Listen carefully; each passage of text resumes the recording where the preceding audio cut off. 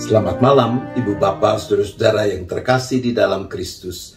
Kita kembali diperjumpakan, dipersekutukan di dalam persekutuan syafaat malam GKI Gading Indah pada malam hari ini. Guru Kungfu mencari penerus.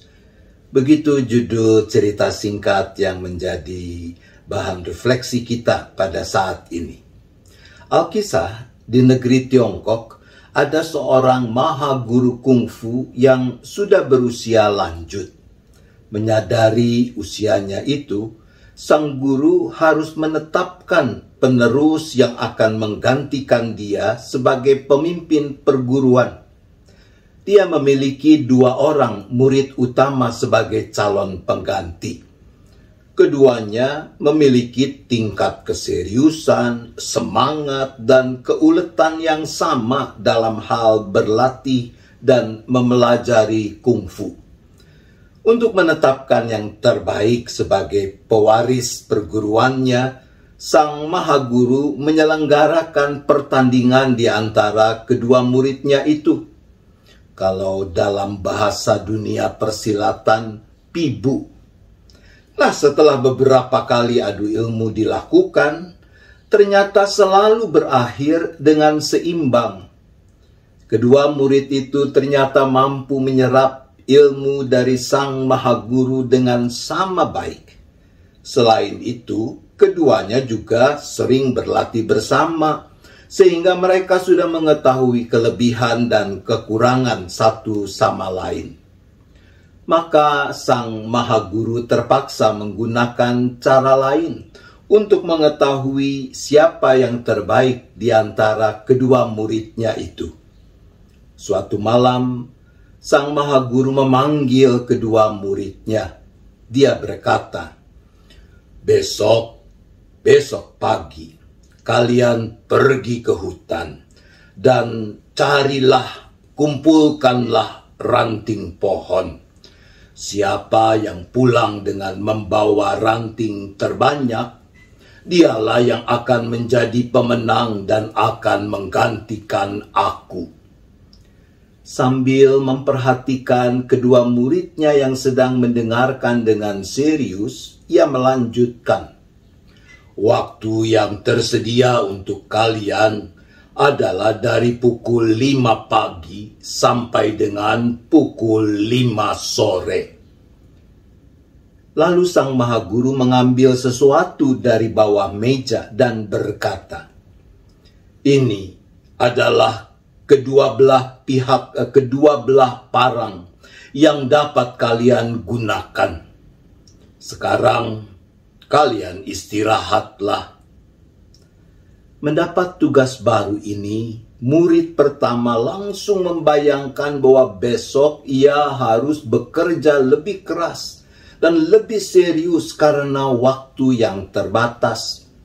Ia sangat fokus pada urusan waktu, yakni harus berangkat pukul 5 tepat dan kembali pukul 5 sore, tidak boleh lebih.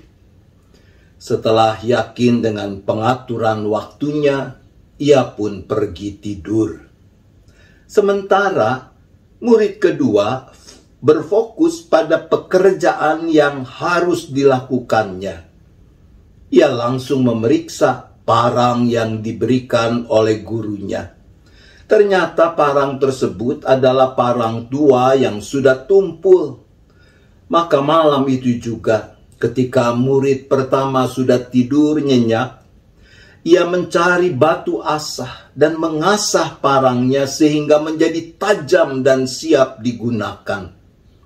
Ia berkata dalam hatinya, dengan parang yang lebih tajam, aku bisa memotong lebih banyak ranting dengan upaya lebih sedikit. Persoalan kedua yang dipikirkannya adalah bagaimana cara terbaik untuk membawa ranting dalam jumlah banyak.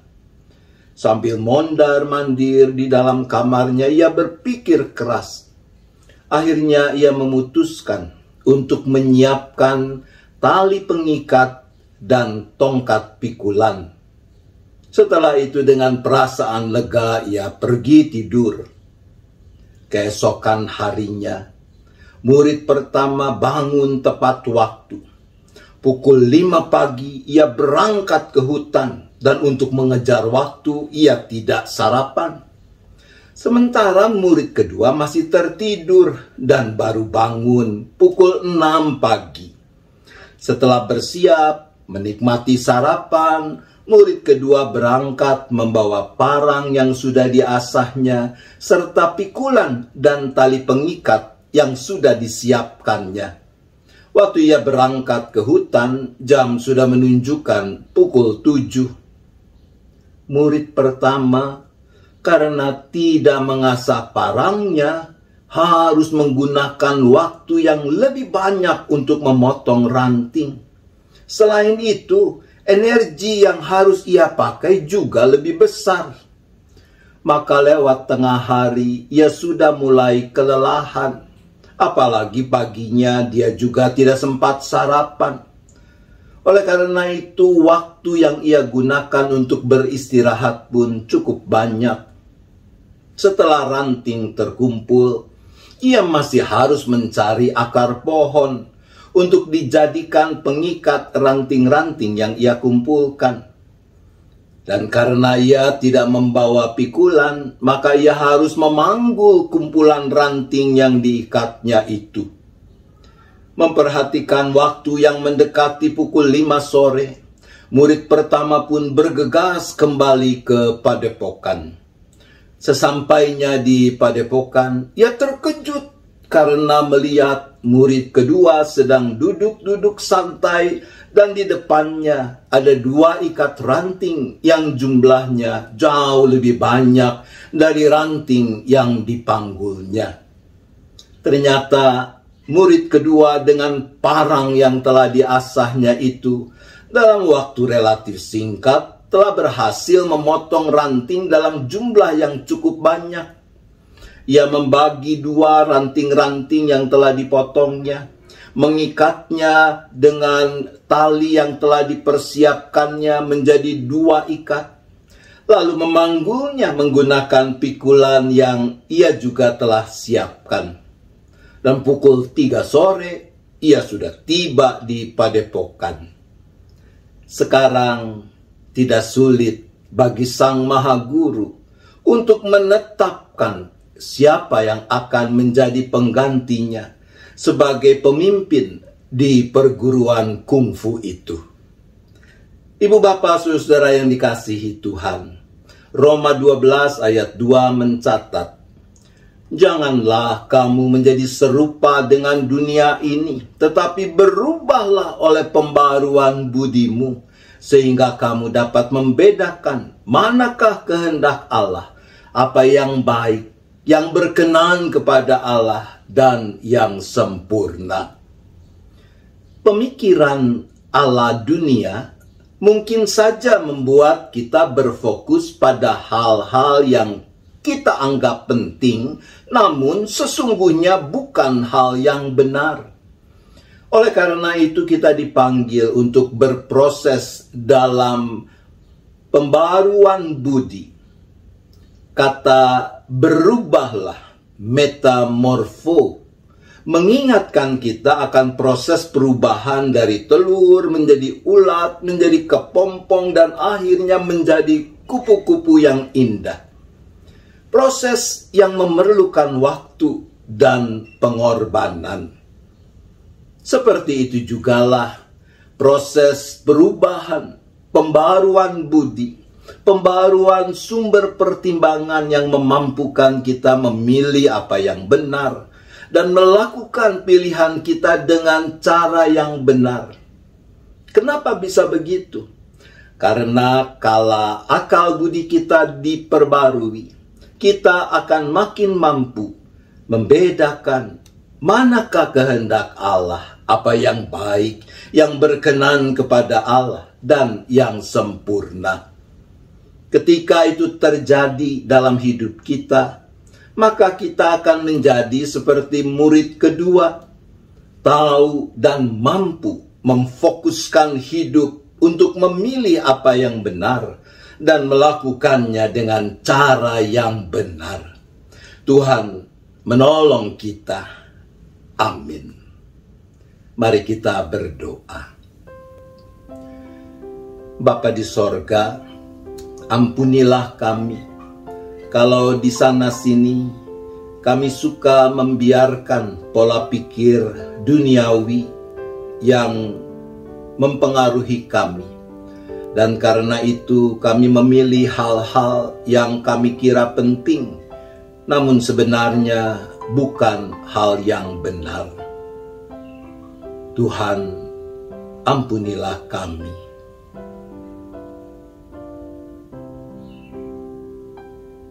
Berilah kami kekuatan, kemauan, agar sungguh-sungguh mau berproses di dalam perubahan, pembaruan akal budi yang membuat kami menjadi makin mampu untuk membedakan manakah kehendak Allah, apa yang baik, yang berkenan kepada Allah, yang sempurna, sehingga kami bisa memilih apa yang benar.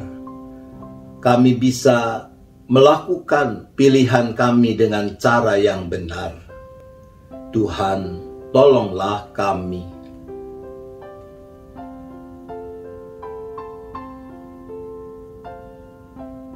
Kembali saat ini sehati kami berdoa bagi saudara-saudara kami, baik anggota maupun simpatisan, bahkan siapapun yang sedang bergumul dengan berbagai persoalan dalam hidup mereka.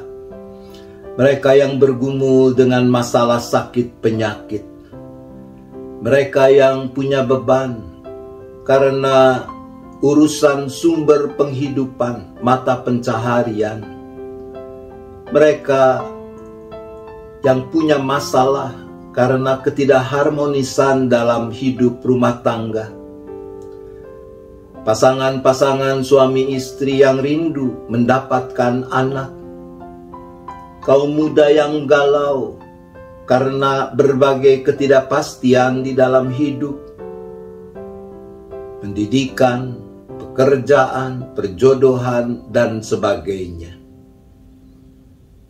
Kami datang kepadamu, memohonkan kiranya Engkau yang memampukan anak-anakmu ini terus berpegang teguh pada uluran tangan kasih Tuhan, yang selalu mau menopang, yang selalu mau menaungi.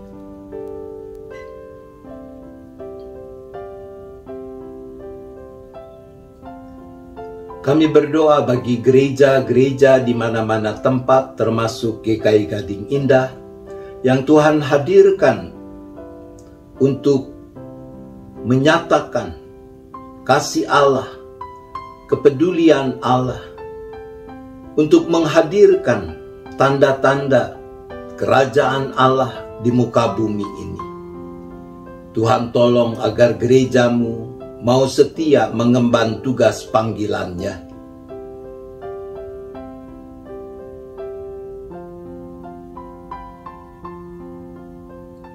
Untuk GKI Gading Indah secara khusus kami berdoa bagi rencana penyelenggaraan sakramen baptisan kudus dan pengakuan percaya di hari Minggu terakhir di bulan Januari ini.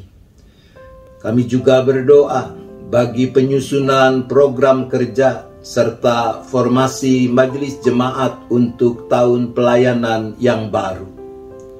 Kami berdoa untuk panitia Paskah yang telah terbentuk dan mulai bekerja untuk menyiapkan rangkaian acara dalam masa raya Paskah.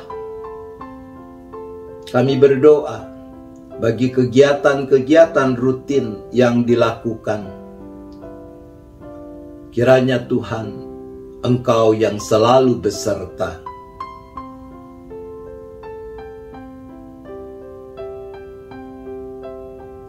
Kami juga berdoa bagi pelayanan kesehatan yang diselenggarakan lewat klinik Gria Kasih Indah. Tuhan beri hikmat kepada pengurus di dalam mengelola klinik yang adalah juga bukti nyata dari anugerah Tuhan ini, sehingga lewat pelayanan yang dilakukan, nama Tuhan makin dipermuliakan, dan pelayanan ini boleh makin menjadi berkat bagi banyak orang.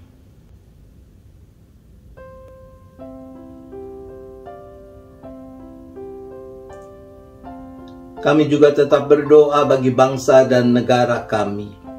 Tuhan, Engkau yang boleh terus memberi kekuatan hikmat kepada para pemimpin bangsa kami, untuk senantiasa berpegang teguh hanya pada kebenaran dan keadilan, dalam merancang, merencanakan, dan mewujudkan upaya-upaya makin menghadirkan kedamaian, kesejahteraan dalam hidup bangsa ini.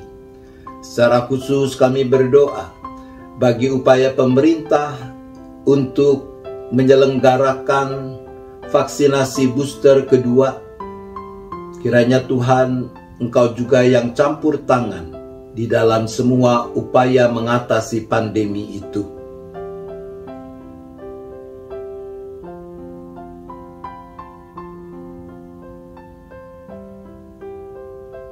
Sebentar kami akhiri persekutuan syafaat malam ini. Kalau tiba waktunya kami akan beristirahat, maka kami serahkan seluruh keberadaan kami masing-masing seisi keluarga ke dalam tangan pengasihan pemeliharaan Tuhan. Kami boleh beristirahat dengan cukup, tidur dengan nyenyak, dan besok memasuki hari baru dalam kondisi terbarui yang membuat kami makin bersuka cita memuliakan nama Tuhan. Terima kasih ya Bapa, kami bersyafaat hanya di dalam nama Tuhan Yesus Kristus. Amin. Selamat malam Ibu Bapak Saudara-saudara. Selamat beristirahat. Tuhan tetap beserta kita.